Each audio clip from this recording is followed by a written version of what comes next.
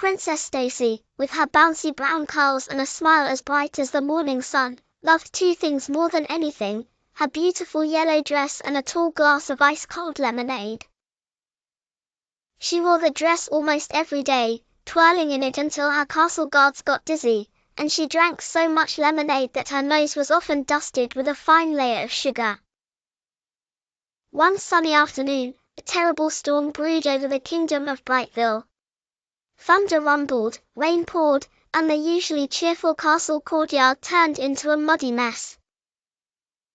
The storm knocked out the power, and worst of all, it toppled the giant lemon tree in the royal orchard, the very tree where all of Stacey's delicious lemonade lemons came from. Stacey stared out her window, her heart sinking faster than a stone in a well. No power meant no lights, no music, and definitely no new lemonade.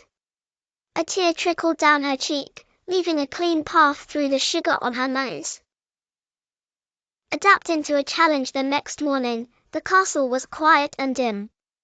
Everyone looked sad. "What will we do without light or music?" sighed the royal storyteller. Stacey, still wearing her yellow dress, knew she couldn't just mope. She remembered her royal nanny always saying, "A problem is just a puzzle waiting for a clever princess." Stacey thought hard.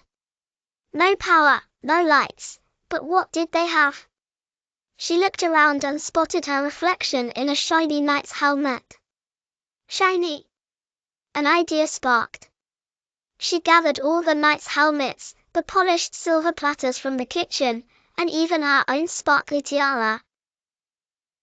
She carefully arranged them around the castle, angling them just so.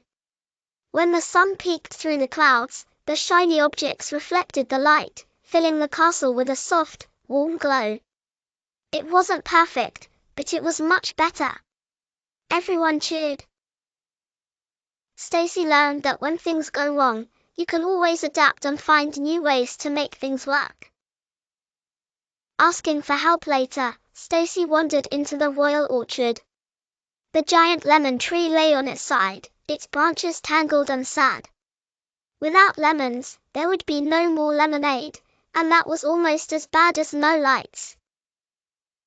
She tried to push the heavy branches, but they wouldn't budge. She tugged and pulled until her yellow dress was smudged with mud, but it was no use. Just then, the royal gardener, a kindly woman with dirt under her fingernails, walked by. Stacey pointed to the fallen tree, her lower lip trembling.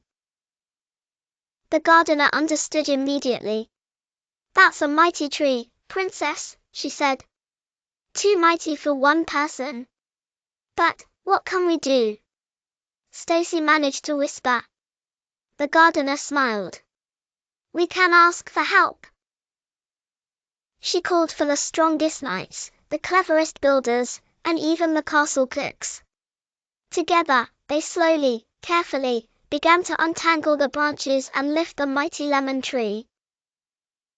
It was hard work, but with everyone helping, the tree was soon upright again, leaning against sturdy wooden supports.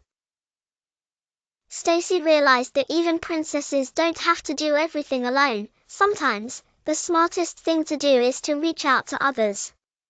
Never giving up days turned into a week. The lemon tree was standing, but no new lemons grew. Stacey waited and waited, checking the branches every morning. "Bye,"